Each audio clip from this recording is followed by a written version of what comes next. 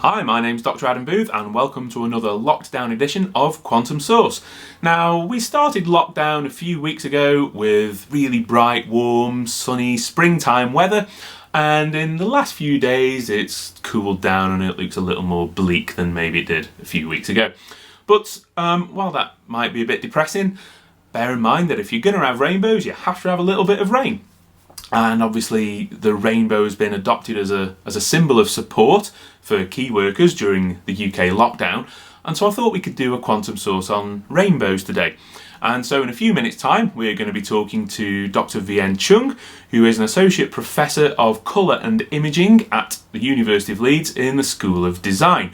The School of Design has so many facets to it. You've got everyone who works sort of at one end of the spectrum from the spectrum to rainbow, at one end of the spectrum from sort of fashion and design, all the way through to the kind of the chemistry behind dyes and colour perception. So it's a really diverse department, so it should be a really cool and exciting talk. Speaking of exciting things though, one of the messages of Quantum Source was always that such exciting, fascinating facts are always served with something refreshing, and so today's recommended source, well, you can take your pick from anything as long as it is red, or orange, or yellow, or green, or blue, or indigo, or violet. Enjoy. I'm going to give Vienna's call. Hello, Vien. Hello, Adam. How are you doing? Good. I'm good. Nice to see you. Good. Yeah, absolutely. It's really good to talk to you. Things have actually. I was just saying in my introduction that it's looking like a dull day here in Leeds, but immediately the sun has come out, and we might even have a rainbow. Yeah, we might be. It might be. Seen it a few times during this. Absolutely. So, okay, tell me first, what lockdown source is adding some colour to your life? Well, I have something like this one. It is Japanese, like sparkling soft drink that I really like. So I usually take it as a treat when I'm very busy and then quite tired. So it is an energy boost. Cool. And what flavour is that? Sweet. Sweet and a little bit fruity, so it's a combination. So I really like it. Recommend that. And is that easy to come by, or is it the kind of thing everybody has been stockpiling? Well, I'm not sure everyone's stockpiling. I think this is quite an Asian flavor, so advantage of that, then I can easily quite to access it. Yeah, it's good. You tap into the specialist market. Okay, cool. So the other thing I was remarking on was just how amazingly diverse the activities of the School of Design are. You've got everyone from kind of fashion on one side to the chemistry of colour on the other. And where do you sit in there? Well, it's absolutely correct that we have quite a diverse spectrum of activity in our school. And this is one of the exciting parts that I really enjoy being in the school. And I would definitely like to talk a little bit more, so wait for maybe 2 or 3 minutes later that I will properly introduce the school and then good connection with my work, and also where colour is actually sitting in the school. Okay, cool. So I think you also had some ideas about sort of the use of colour and rainbows within lockdown first, so maybe we move to your presentation? Yep, sure, okay. So in this, everyone realized that it is a rather unusual situation during the past weeks or actually months in many places around the world. But I'm quite glad to see many people actually bring out lots of positive energy to their community in many creative ways. So as an example, my slide that you can see on the left, that in Italy, people singing, playing music instruments in their balcony. And then in the UK, there are encouragement for all ages and on regular exercise. So we also have like Spider-Man, Superman, superhero joining to do regular exercise every day. And on the right, I have some picture that I took myself I noticed that even places like in the village that I'm near to, my neighbors drew this kind of like hopscotch, very nostalgic activities for children to enjoy a little bit more. And then another example that I really like is actually people putting up rainbow drawings and paintings at their windows.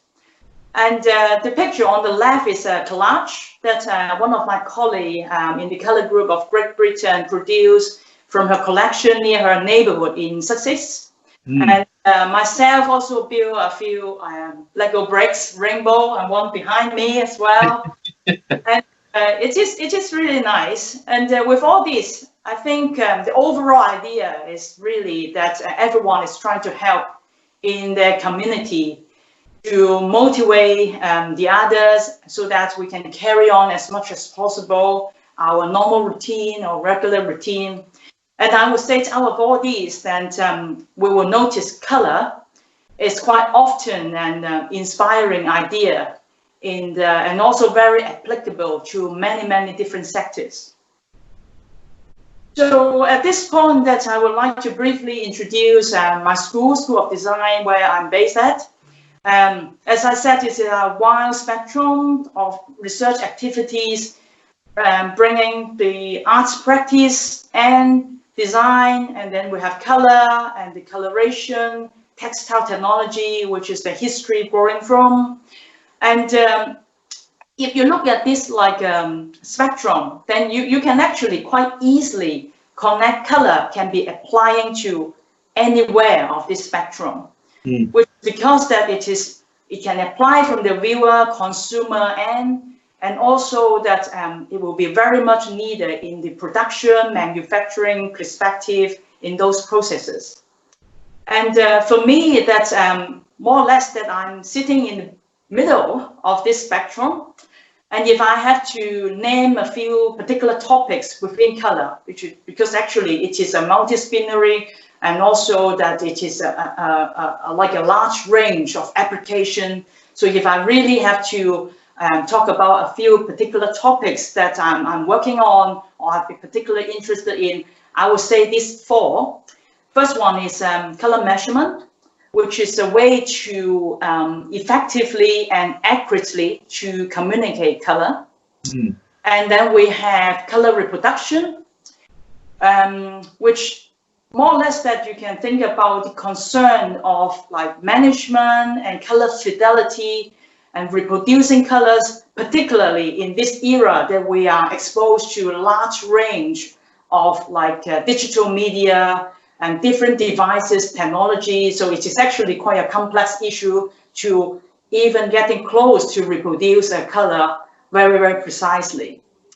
And then another area that is quite timely now, it's quite trendy, is color and lighting, which of course is very applicable to scenario like immersive environments, like going to galleries or museums and then viewing paintings, like all those artworks. What would be the lighting, kind of like optimize our experience of viewing all these like great productions from early days. And also that very much concerned with these days is well-being. So those lighting, those color lighting or color environment, that is relationship with our emotion, our mood, and then how we will respond to or reacting, then it is actually an exciting and very relevant topic these days. And another aspect that we can step back a little bit more, which is like more fundamentally, that's our vision. So to be able to enjoy all these like colorful scenes, and then with this experience that we're really relying on biologically that we have our color vision. And so this is quite fundamental in terms of our color experience. I have to say that the last time I went to stay in a hotel in London, it was one of these where you could have effectively ultimate control on the colour of the light in the room.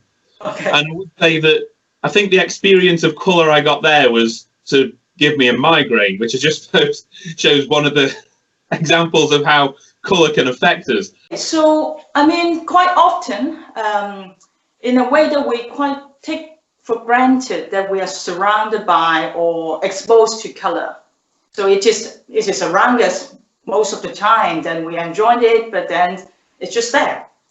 And certainly color provides an attractiveness, and also in terms of enhancing appearance, it is a function of color, so that it allows pleasing aesthetic effect, but there are certainly more. And one example attached to aesthetics that we can easily find is like, for example, poster. So I can see, Adam, yourself, that behind you have the quantum source poster. Absolutely. Black background, but it's quite colorful. So it's nice that attracting the attention from your audience. So the example that I've got on my slide on the right-hand side is a poster from Murakami exhibition, which I went to in Hong Kong last summer. Mm. And when you're seeing this poster, you see all the colors, very colorful. And definitely, it is like a classic example that it is like giving you a pleasing effect, pleasing and then aesthetic effects that you would like to approach to try to find out, and then looks quite happy, like giving you a good. And but apart from aesthetic, which some people consider as a little bit like cosmetic, so it is like add-on, but actually, furthermore, then we will notice that there are more deep down functions that kind of like build in, that may be a little bit that unconscious that we actually like experiencing, but then we are not noticing very, very like obviously. So one of them is actually the visual effect, which try to enhance legibility, grabbing attention, or uplifting our moods. Mm-hmm. So in my slide in the middle, I have a classic example, which is a red cross. And so we all like will be feeling like a little bit alert if we are seeing this symbol with this color. So why is that red? There are many explanations of that, and one of which is more to do with our innate, which our blood is red. So it might be that it is like a warning sign that we need to pay attention, and particularly a little bit more to. And in any events, that red has been used quite often to kind of like bring up our alertness or attention. Yeah, it does seem to be associated with kind of like adrenaline rushes. You think like red for passion, for anger, for danger or something. So anything that fires your adrenaline. Yeah, that's right. So that one, that your example is also involving to my third like kind of like way to look at color, which is the psychological effect, whether we attach something with a particular meaning or something that really mean to us or our culture. And so often that color has been used in terms of carrying those kinds of meaning, could be attaching to certain objects, or could be a scenario or concept or even personalities. And we see quite often like green is very much associated with environment or sustainability issues. And then for rainbow, it's multicolor. It's always connected with the idea of hope. And also in daily life, not just this lockdown event, but actually we see a lot of rainbows or rainbow colors being used in occasions that concern with equalities as well. So again, that attaching to like hoping something that it will be lift up our mood and then getting things that get better. Sure. Some of these examples that I'm going to use is with more kind of like a real world examples. And then also that from those kind of real world example scenarios, then I will mention a little bit like what kind of research that I've been doing, or from our research group that collectively doing. So this one, I put together a few colorful examples. It is an advertisement of an imaging brand. And I recall traditionally, electronic products are often black. That's due to like very pragmatic reason, that because of the material used, that primarily is the plastic, and then we need to like optimize the cost. So most of the stuff that in the old days in terms of electronics, they are black. And but some years ago that we see this brand, Apple, has been using white quite a lot to kind of like signify their product. And so, for example, you see people wear white earphone, then immediately you can pretty much sure that actually they are using Apple product.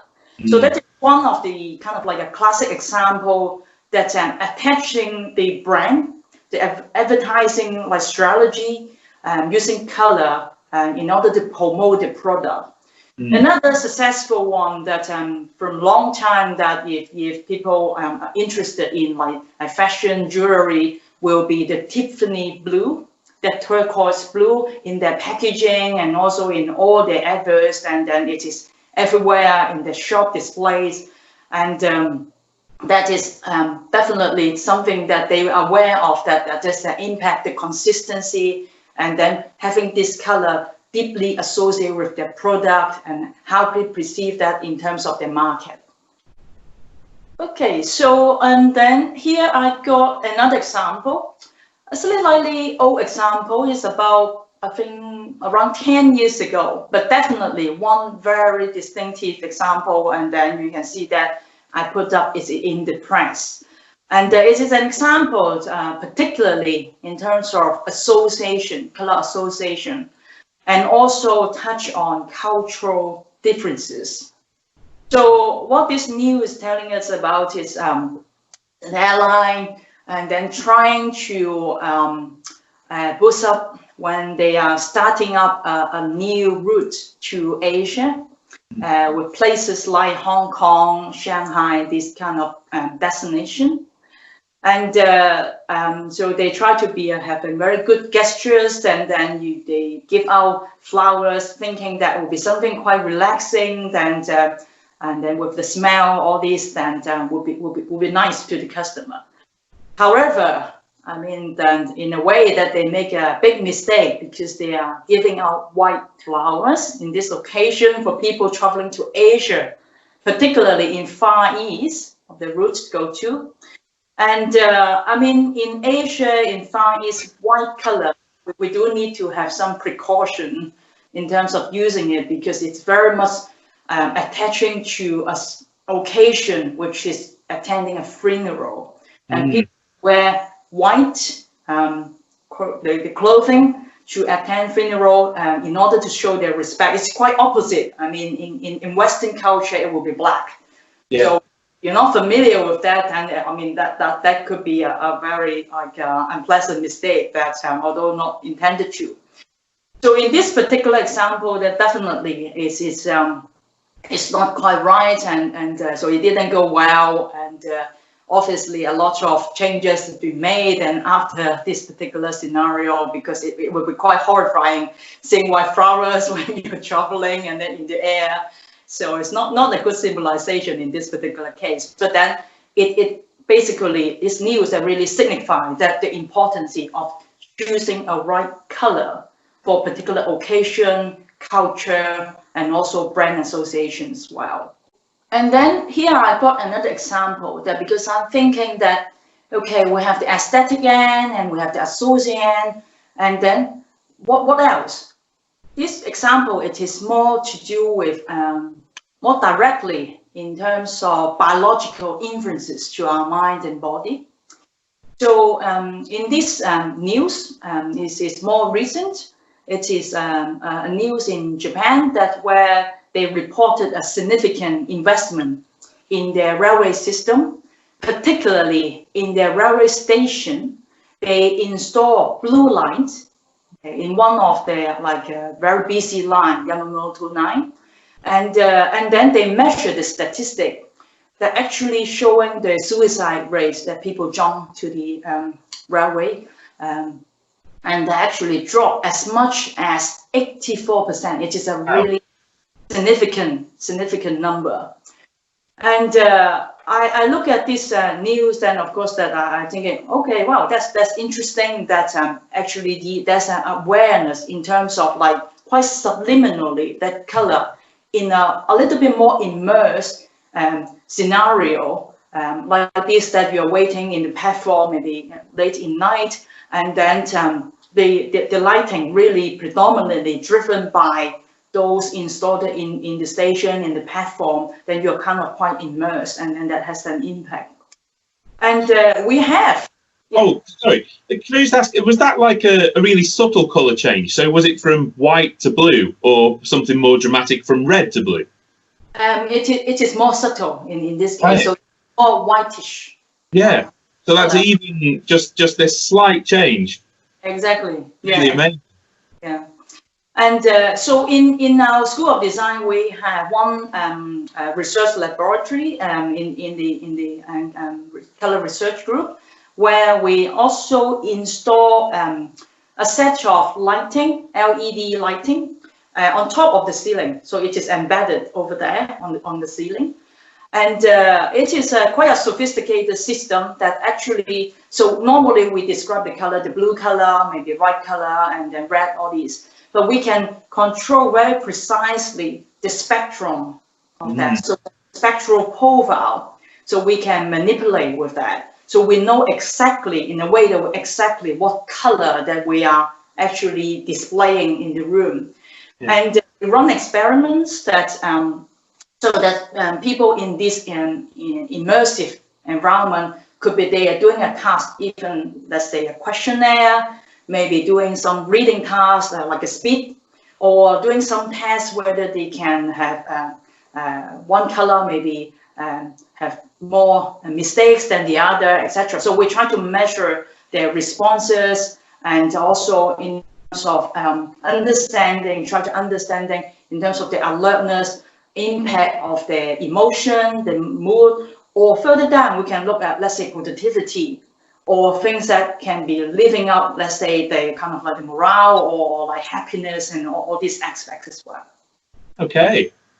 Okay, so with all this example, that of course that's behind the scene that need a lot of effort in order to generate all this like product color, lighting color, or applying to more consumer end that introduce into the product. I mean, in order to enable the intended color or the color appearance, being able to present correctly or precisely, there really a lot of effort done, and usually the consumer we're enjoying because we take for granted and we don't think about it too much, but it's just a lot of effort to achieve that actually. And this certainly include good color communication.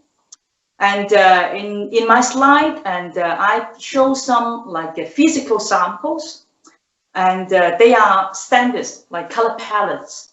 Including, there are two that I put together from Munsell and Pantone, introduced from the America, and that's been widely used as a color communication tool in fashion textile industry. So there's a long tradition using this standard, saying that, oh, I'm using Pantone number, what, this and that, and then you have the sample, so that, well, there won't be have any mistakes because we are referring exactly the same shades and color, all this, and also that there are other, apart from those two that introduced from America, there are many other different standards, and there's one that I put in the middle of the set of three, that it is the natural color system from Sweden.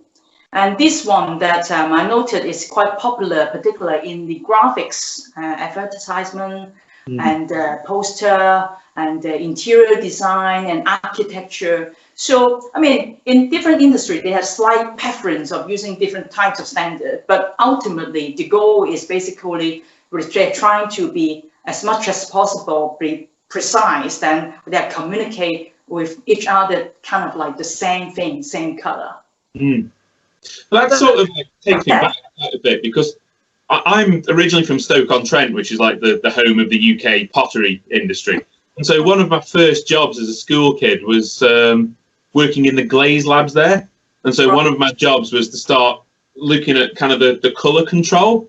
Yeah. And the amount of, you know, there were people there who could distinguish these really subtle differences between colours. And that was always like, it was really impressive that, you know, to me, they just read, but maybe with their experience or their more trained perception, they could see differences in all these different colour shades. Yeah. I mean, certainly, if you in a job or in a scenario that you often need to evaluate color, compare colors, then there's some improvement in terms of that kind of discrimination. Okay. But then I'll touch on a little bit in terms of color blindness, color deficiency. That is a slightly different story. But Okay. if you're thinking that people, they can generally enjoy normal color vision, a big spectrum, like a rainbow spectrum of colors, then the more that you actually engage with different colors and the subtleties of the colors, then it has a little bit of improvement in that actually that can be done in terms of like having more experience or more frequent evaluation of that. Yeah, That's interesting. that's right. Okay, so so we know that there's an advantage with using this standard, but physical standards, and we know that as well, then there are limitations because it depends on how many they can print out, right? So there's a physical limitation that how many samples or how many they feel that it is actually a full set of colors, right? But if you work with designers, and it's quite interesting that sometimes that you show them this sophisticated color box and say that, okay, that's what colors you would like to use for the next season. And they said, wow, it is a color between these two samples. Right. Special, something very unique, that this is more like designer, that is how they operate, that the uniqueness that we know that is their kind of like the level, right? So in a way that the limit will be like, let's say even if you have a booklet with 2,000 samples or 20,000 samples, that may not be fully satisfied that kind of requirement. And another aspect is because with physical sample, it can be dust, it can be fading with a sunny day like today, and then it could be fingerprints. It depends on how people like careful to handling it. So with all these little bit contamination, then I mean the precision definitely drop in quite a significant level. I mean, I would say that generally, I mean, I'm sure Adam yourself will agree as well that in daily life we are very happy with the colors that we see from different sources, like the display, our HD TV, and they go to cinema. We enjoy and then feel quite satisfied, and we don't actually kind of like complaining that, oh, that red is not quite the red that I expect. I mean, we basically, I mean, quite happy with what we're seeing, whether it's in a movie or in news, all this, or even internet like purchase. Then I mean, the product come in, and then after ordering, most of the cases are actually fine. Everything is working fine. So we realize that, like I said, that behind the scene, actually, this work is working and pretty well. Lots of satisfactions, could be 96, 97, 98, 99%. But some of the industry, actually, they have a further requirement in terms of color accuracy. So we kind of refer to those ones that really wanting high color fidelity. And we have a project and establishing the accurate color measurement of skin color. Okay? And so on the right hand side of the slide, that you will see a big like a gadget in our lab that basically a person, I mean, it's as big as a person can go in, and then with a very good lighting control, because we know that the lighting could affect the color appearance. And then we do measurement of people's skin color, okay, various parts, because we know that it's challenging. The skin color certainly is not uniform, and sometimes there could be kind of like gloss in there, and so it is very complex in terms of as a surface. So traditional color measurement, like I showed in the last slide with those machines, it would be quite challenging job for them. So what we do, and also we develop algorithms and methods to do it. And we, apart from like, we also use the traditional methods, just kind of like a benchmark that doing the measurement, but we develop a camera system that to do the measurement. And the beauty would be that you can imagine that we can extract pixel information. So each pixel could be a different color values, and then we can do evaluation. And as long as the camera is not like a consumer one that they do all the auto correction that make a very nice picture. Not those ones. We need a very like raw, a very honest picture. purposes, and then we can pick all the artifacts in there. That would be the one that we really love actually. And so it need to have a very careful calibration, characterization, and so that it is really for research purpose, and then extract as much as possible the raw information that we need, and then we can then do manipulation or building algorithm from there. So that is one interesting project in terms of high color fidelity. Another one that I like a lot is about image texture. So sometimes you feel that you look at the color, then you almost get a feeling, even by looking at it, it's not like touching. Then you see that there's texture on there. And so that is challenging, definitely. That is not uniform. But then that has that particular visual effects that inducing, so that you feel that that is more than color. It's actually quite challenging. And then a lot of industry, I mean, one example I'm showing here is the automobile. And but you can see that in furniture and carpet and all these textiles. Then if you do measurement, you want to capture a sample and then show to your customer, maybe abroad, internationally, then you do need to preserve that information so that it's not just a flat color. It needs to have some kind of like volume in there. And texture is not the only like challenging kind of like feature introduced in this kind of color. And of course that there are glints, something sparkling, like car paint is a very typical example. And sometimes even moving further, pearlescence, which is multi-angle, that it changes color basically every when you're moving around. That it is definitely very, very exciting kind of like area that we look into, and then trying to understand as much as possible then how to reproduce this effect as accurate as possible, giving great satisfaction to the consumers. Okay. And now that, I mean, those are kind of like exciting ideas, and also very much kind of like touching on the real world scenario, how the operation is doing, considering. But if we step back and more fundamentally, that we are like kind of be able to enjoy all this color experience, then we really need to think about that. What is actually the color perception?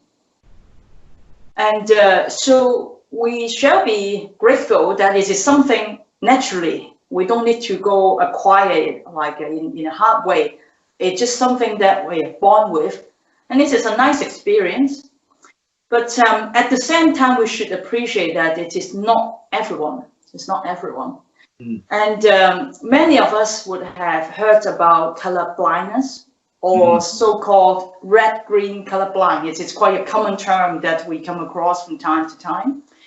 And way back in late 1700s, it's been noticed some people, they do not possess so-called normal color vision. So they can't really enjoy the full spectrum, like the rainbow color. Let's put it like a simple explanation. And one person that particularly significant in terms of the color vision field that we will study is John Dalton, and he self-realized and reported his experience in the journal letter that he feel that his color vision is quite different from the other people that surrounding them. And in the end, actually, he found that actually it's not just him, but there are a few more people that also have kind of like peculiar, like color vision. So it's not the majority, but also slightly different from his. It's not exactly like very different, but slightly different. So he noticed that, but he doesn't know what exactly it is about. And then in the end that he designed it, when he died it, he will donate his lenses, so the biological lenses, for scientific investigation.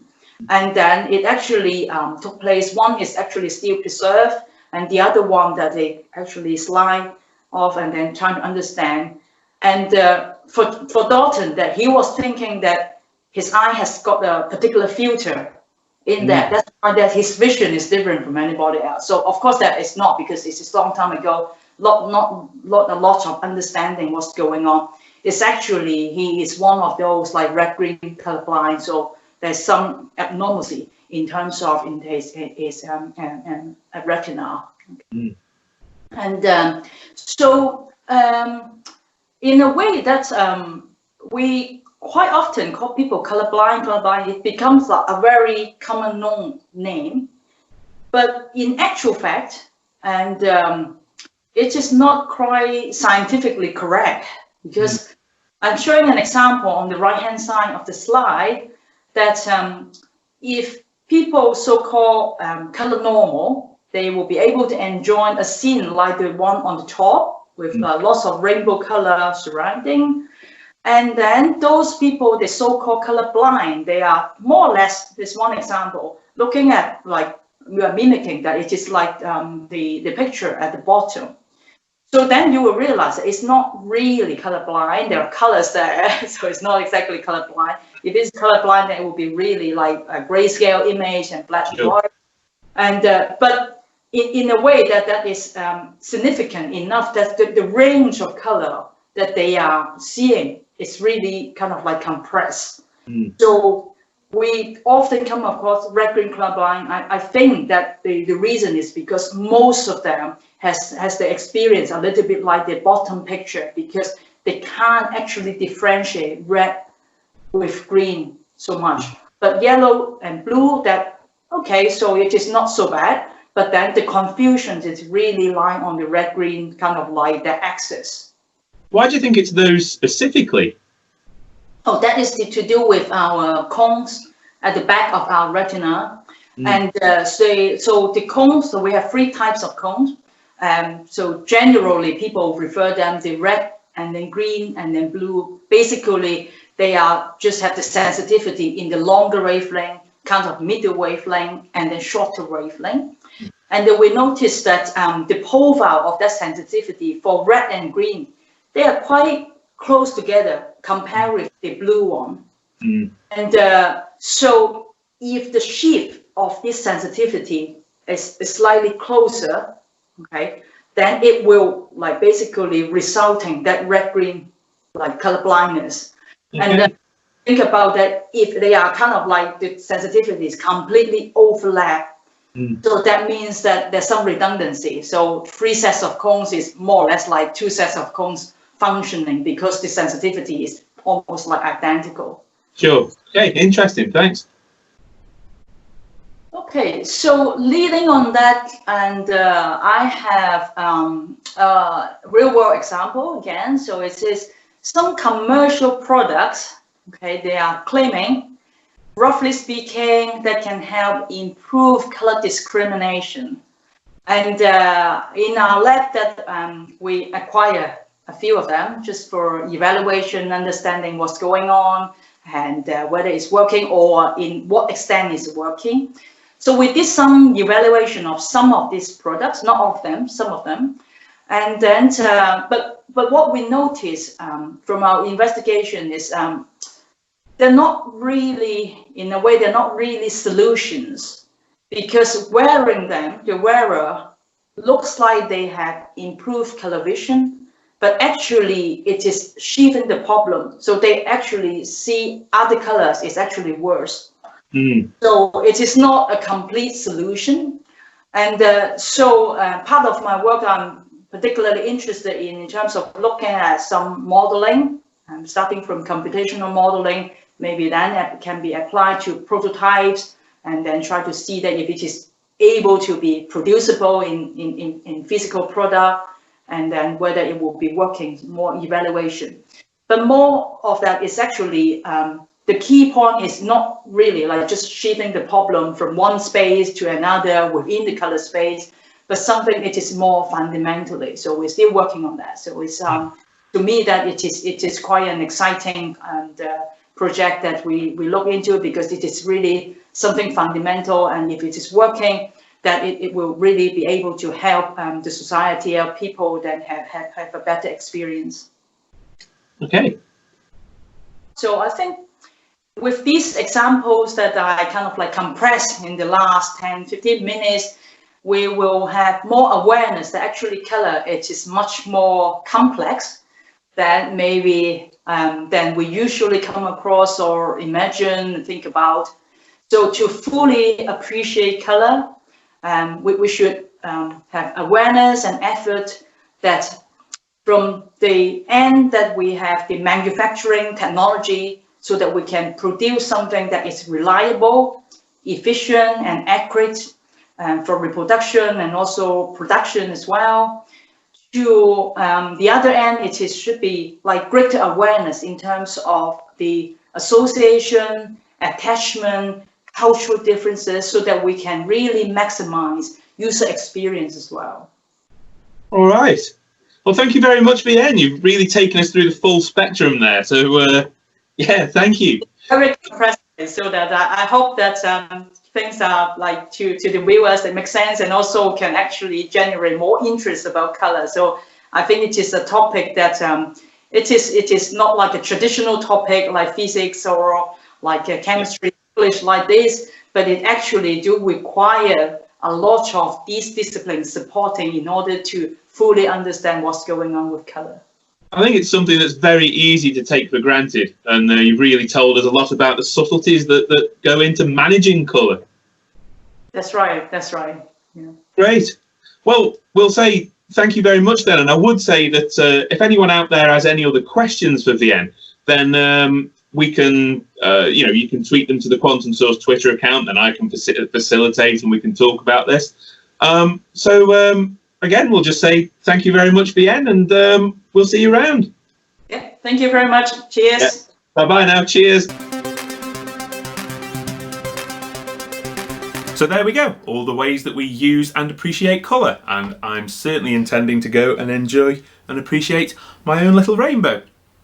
If you want more fascinating facts, then do keep your eyes peeled for the Quantum Source Twitter and Instagram feeds. We will be uploading more podcasts in the next few weeks. Just remains for me to say I've been Dr. Adam Booth, this has been Quantum Source, you've been great, stay colourful.